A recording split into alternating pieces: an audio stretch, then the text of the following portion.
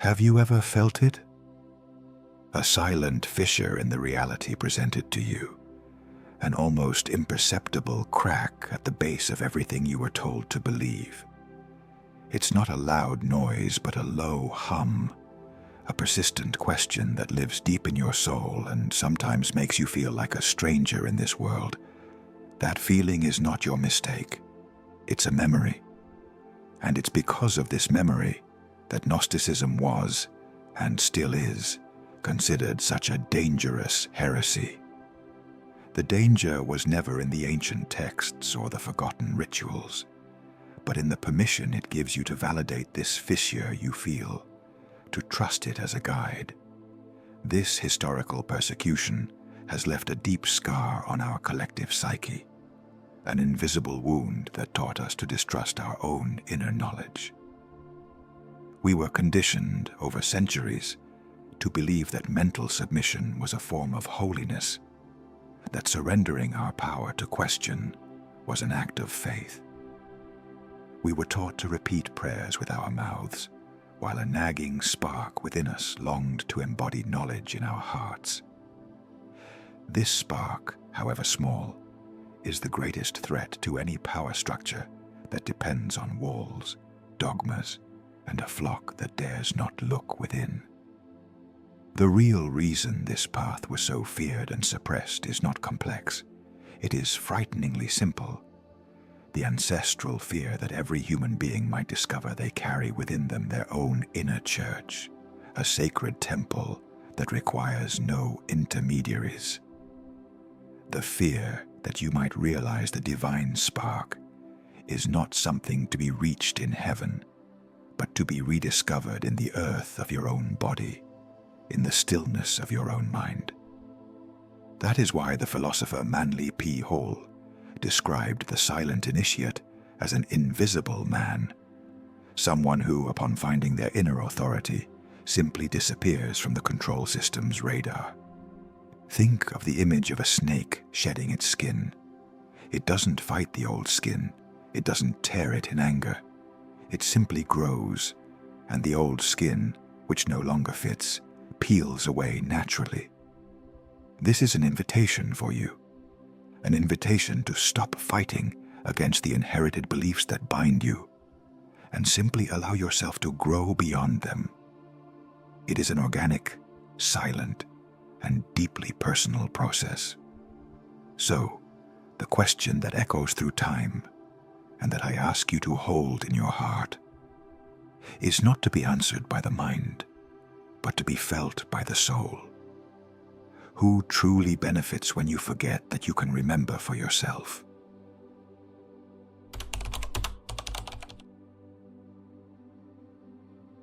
There is an invisible trauma that has been stitched into the soul of our world, a pain so ancient that we often mistake it for our own identity.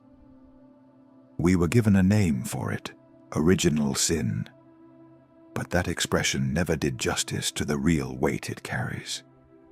Its deepest function was not theological, it was psychological, to seal the memory of the divine that dwells within you, to convince you, from your first breath, that you were born incomplete, indebted, fundamentally flawed. It was a narrative spell, whispered from generation to generation, designed to make the soul shrink and fear its own light, so that the sacred act of knowing oneself would be perceived as the greatest of sins. Over time, this myth was translated and refined to domesticate the purest of human instincts, to question.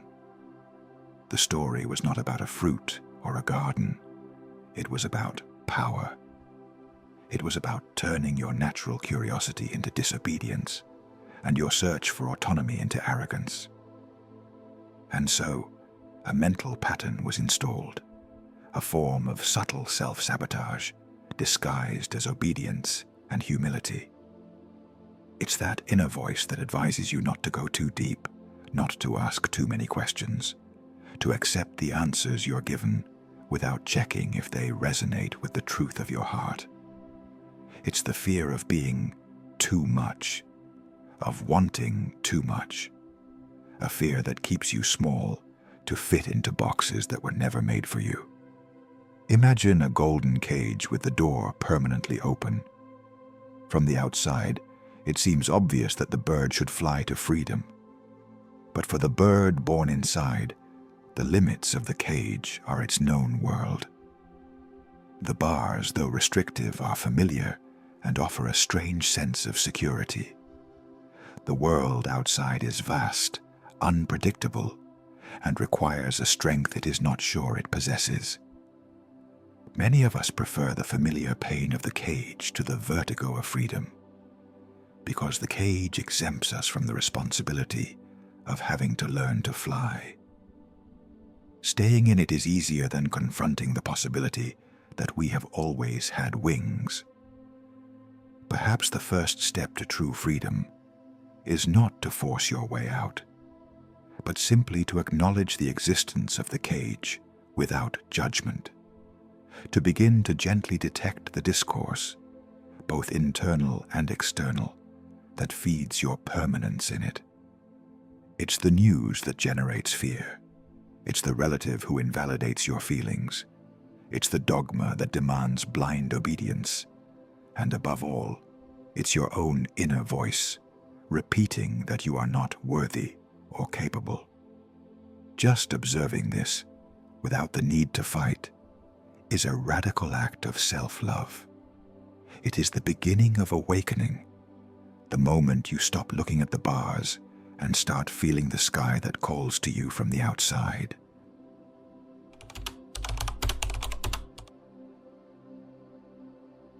The sands of Egypt and the caves of the Dead Sea did not just preserve scrolls.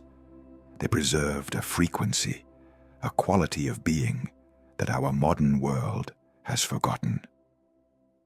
When we contemplate these ancient texts, like the Gospel of Thomas or the Nag Hammadi manuscripts, the real question is not just what they say, but what they emanate in their silence. The common thread that unites them is not a doctrine, but an invitation. Gnosis, the deep knowledge they point to, was never something to be shouted from a pulpit, but to be whispered in the secret chamber of a stilled heart. The most potent truth is not in the ink, but in the white space that surrounds it. This is for a reason. Our world is a noise machine, a constant cacophony that keeps our minds in a state of superficial agitation, preventing us from diving deeper. Dogmatic faith often contributes to this noise, filling every space of doubt with ready-made answers and every moment of silence with memorized prayers. But authentic silence, living silence, does something different. It does not fill, it empties. It calms the frantic waves of thought and allows dormant areas of our perception, blocked by this incessant noise, to begin to awaken. It is not an absence of sound. It is an immense presence, a frequency that reconfigures our ability to feel and to know. The risk for the sincere seeker today is to replace this transforming silence with a decorative noise.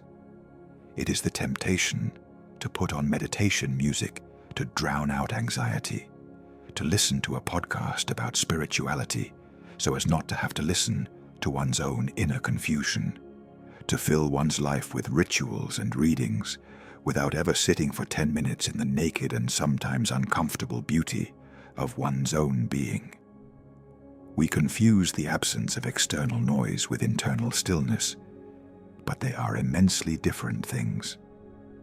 The first is just a pause. The second is a portal.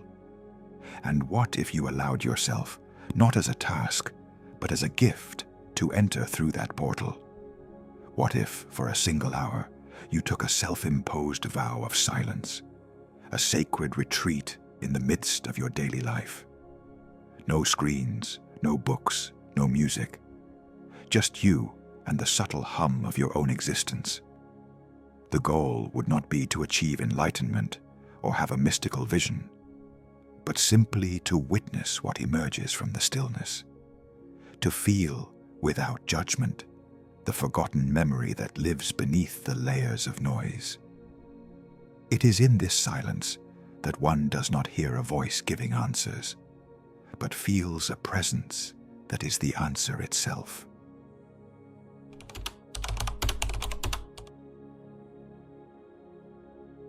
Alongside every seeker who walks towards the light, a shadow also walks. It is a subtle trap, not set by any church or external enemy, but woven by our own human ego. It is the invisible error of believing that access to secret knowledge makes us special, elevates us above others. It is a powerful seduction because it echoes our deepest desire for belonging and meaning. However, in falling for it, we run the risk of recreating the exact same power structure from which we were trying to escape. The clothing changes, the vocabulary becomes more esoteric, but the dynamic of separation between those who know and those who don't remains the same. This is the personification of the archetype of the vain magician, the shadow of the initiate.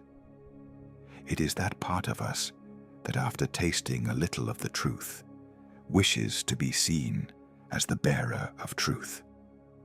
It is a part that delights in having answers that others do not, that finds an identity in being different. It is crucial to understand this with compassion, not with judgment.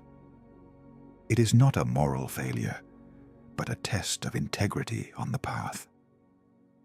The search for knowledge can easily turn into a search for superiority, and spiritual liberation can become just another cage, albeit decorated with mystical symbols and sacred words. History is full of examples of sincere seekers who were swallowed by this illusion. Esoteric orders that began with a flame of genuine wisdom and that over time got lost in rigid hierarchies, empty rituals, and the incessant pursuit of degrees and titles. The energy, which was once focused on the expansion of consciousness, was diverted to the maintenance of the structure, feeding the egos of its members instead of liberating their souls. True revelation, however, does not need an audience. It does not inflate the chest. It opens it. It does not make you feel bigger. It makes you feel part of something immensely bigger than your small self. Perhaps the question to be asked in the stillness of our being is not, "What do I know?" but "How does this knowledge transform me?" Does this knowledge make me more patient, more humble, more compassionate towards the pain of the world? Or does it create a distance, a subtle feeling of impatience or disdain for those who still don't understand? The sincere answer to this question, felt in the body more than thought in the mind, is the surest compass. It shows us whether our search is for gnosis, the knowledge that dissolves the ego into the whole, or for vanity, the knowledge that uses spirituality to build a more refined and harder to detect ego.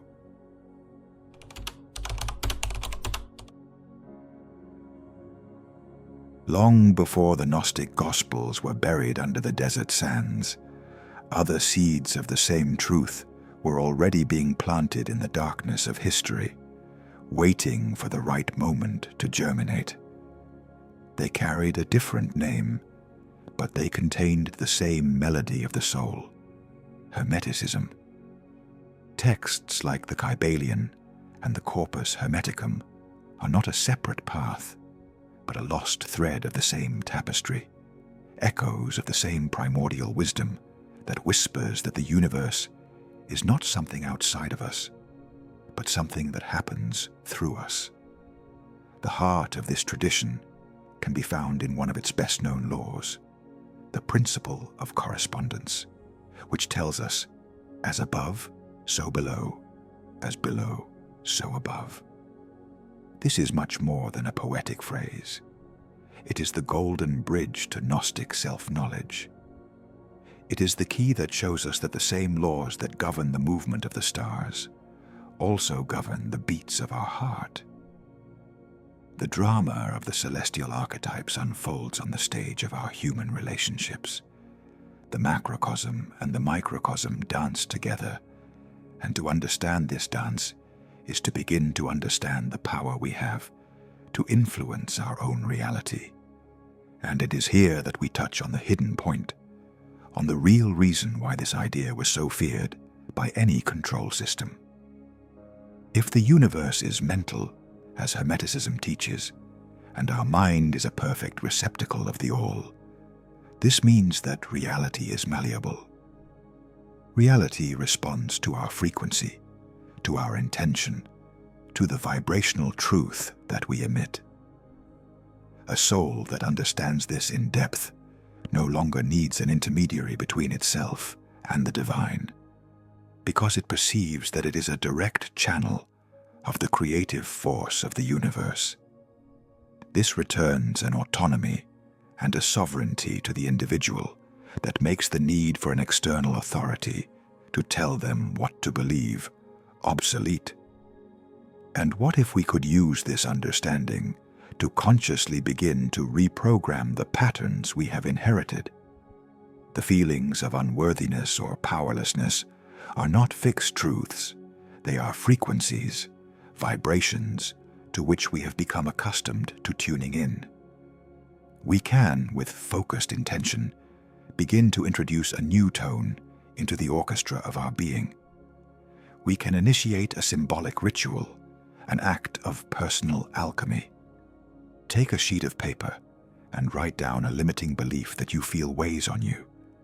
Contemplate it not as a truth, but as an old frequency. Then, with reverence, burn or bury that paper, releasing that energy. Next, on a new sheet, write the truth that your soul recognizes, the new frequency that you wish to embody. Place this written word, this new seal, in a place where you can see it. This is not just a mental exercise. It is an act of practical magic, the crystallization of a new belief in the world of form.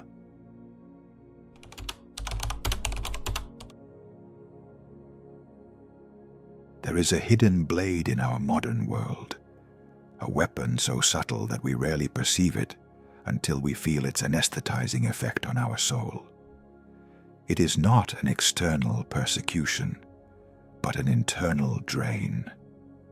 Distraction has become the new mass, a technological ritual to which we dedicate our most sacred attention. The infinite scroll, the constant notifications, the incessant flow of information, each of them is a small prayer to a god of noise, an act that, drop by drop, empties our reservoir of presence and focus, the vital energy necessary for any deep inner work. This is not just a matter of time management. It is a matter of neurochemistry.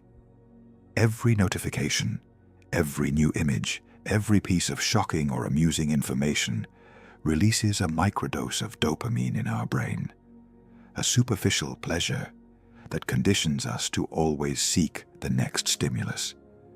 Slowly, without us realizing it, this diet of instant gratification kills our ability to find joy in deep contemplation, in silence, in reading a book without interruptions.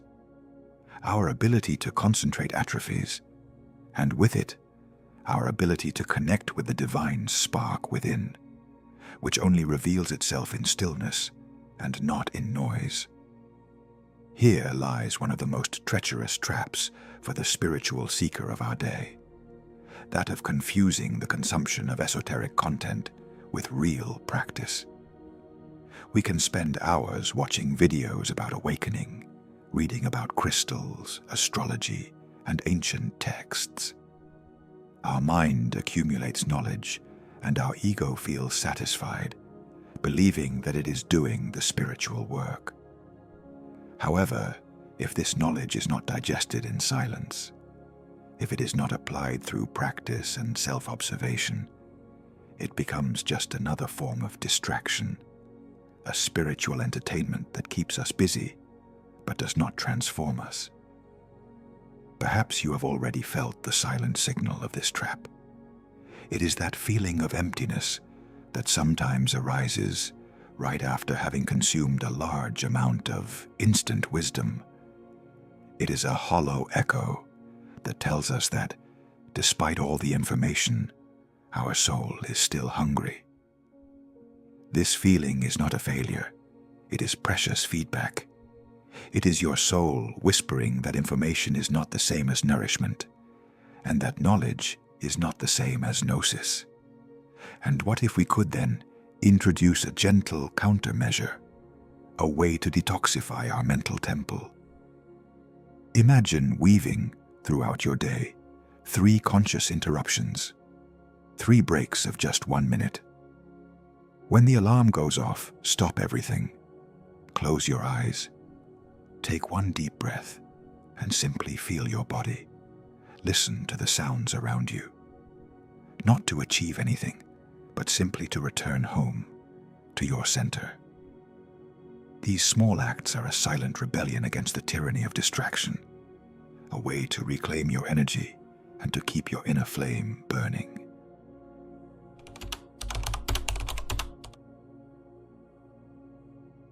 We were taught to look for wisdom in dusty papyri and in buried books, as if truth were an external artifact to be discovered. But what if the vastest and most sacred library that ever existed was not in Alexandria, but breathing at this very moment? What if you, in your body of flesh and blood, were a walking library, a living Akashic record that contains the complete history of your soul? Gnosis, direct knowledge, is not just written in texts.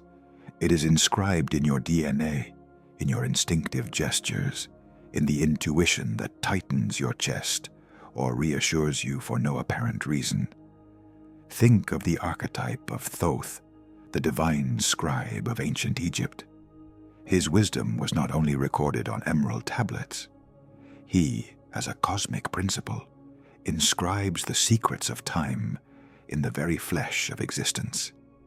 His notes are in the ancestral memories that shape your fears and your gifts, in the resonances that draw you to certain people or places, in the silent wisdom that your body expresses through an illness or a sudden burst of vitality. Modern science is beginning to touch the edge of this mystery, observing how the experiences of our ancestors can influence our unconscious choices. Mystics, however, have always known this. Our body remembers everything, even what our mind has forgotten. There is a way to begin to flip through the pages of these internal books, a key that allows us to access this sacred library. It is the practice of therapeutic writing, not as a diary of events, but as an act of archaeological excavation of the soul. It is not about writing well or creating a coherent narrative for others. It is about allowing the hand to become a channel for the voice of the subconscious, for that part of us that speaks through symbols, feelings, and fragmented memories. Imagine a ritual for this purpose. Take a pen and paper and address a letter to a part of yourself that knows. It could be your higher self, your soul, or simply the silent witness. Ask it a single question that truly haunts your heart, and then start writing.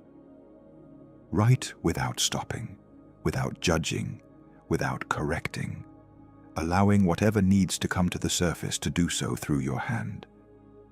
You might be surprised at the truths, the pains, and the wisdom that emerge from the ink.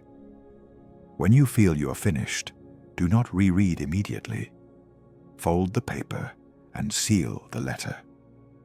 This act is a sacred pact between you and your own forgotten wisdom. You have not just written a letter, you have just read aloud one of the secret pages of your own book of life.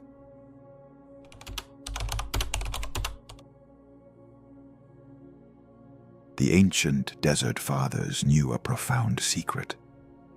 To find their true nature, they had to abandon the city, the noisy marketplace of opinions, desires, and distractions.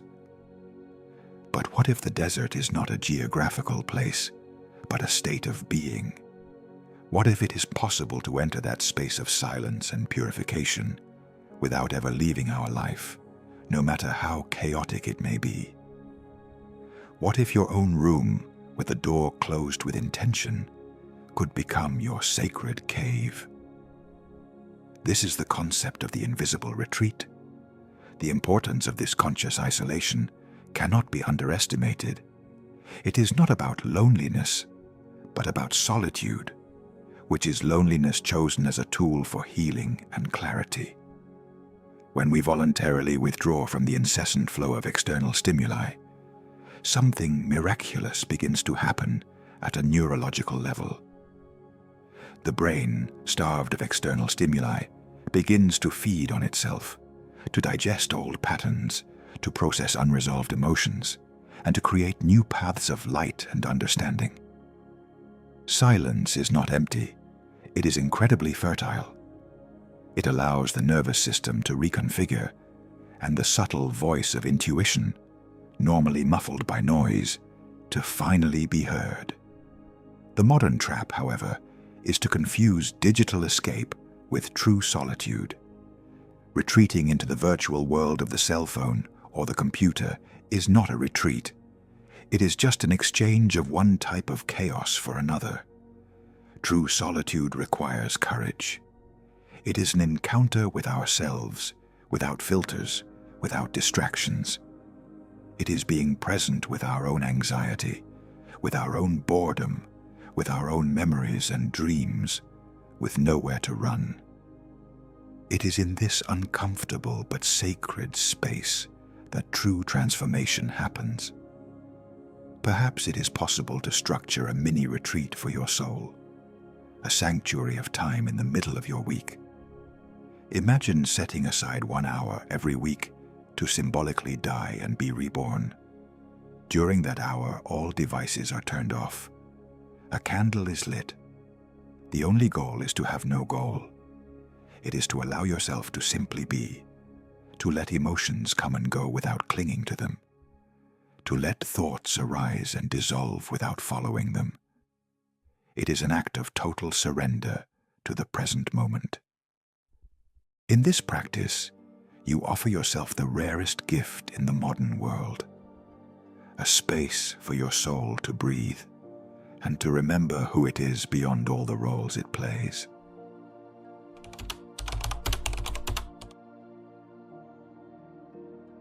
All the threads we have woven so far, the whispers of the Gnostics, the laws of Hermes, the alchemy of silence, and the rediscovery of the body as a sacred text, all converge to a single point. It is not a place on the map, nor a destination to be reached after death. It is a portal within you, a center of perception symbolized throughout the ages by the third eye. It is the bridge where knowledge becomes experience, where knowing becomes gnosis. It is here that the journey outward ends and the journey inward truly begins. Your pineal gland, that tiny crystalline structure in the center of your brain, has been called by mystics the seat of the soul. Think of it as the door to your invisible church. And this is the ultimate secret, the truth that no institution, no dogma, and no external power can ever bury or control. They can burn books, they can distort teachings, and they can build empires to keep you looking outward. But they can never close a door that can only be opened from within. You, and only you, are the silent guardian of this door. And how does this door open? Through the law of vibration, as the Kybalion teaches us. The secret memories, the truths of your soul, the gnosis that belongs to you by birthright, they are not lost. They are simply vibrating at a higher frequency, than the one the world has taught you to tune into. Every act of silence, every moment of self-observation, every limiting belief that you release is an act of attunement. You are, slowly and deliberately, raising your own frequency. And as you do, what was once invisible begins to become clear. What was a distant whisper becomes a felt certainty. The eternal symbols come to life within you. The serpent of life force begins to rise up your spine. The eye of intuition begins to open, not to see the world, but to see through it. Silence ceases to be empty and begins to speak in a language that your soul understands perfectly. The final step, then, is not a step at all. It is a surrender. It is the profound and liberating understanding that every Bible, every sacred tablet, every secret key that you have sought in the outside world has always been folded and kept behind your own forehead. It was not waiting for a master or a savior. It was just waiting for you to make the decision to finally see. If this journey has resonated with your spirit, leave a silent acknowledgement in the comments. A statement not for the world, but for your own soul. To continue on this journey of remembrance and awakening, we invite you to subscribe to the channel and like this video. And remember, it's not about what you want, but about who you are.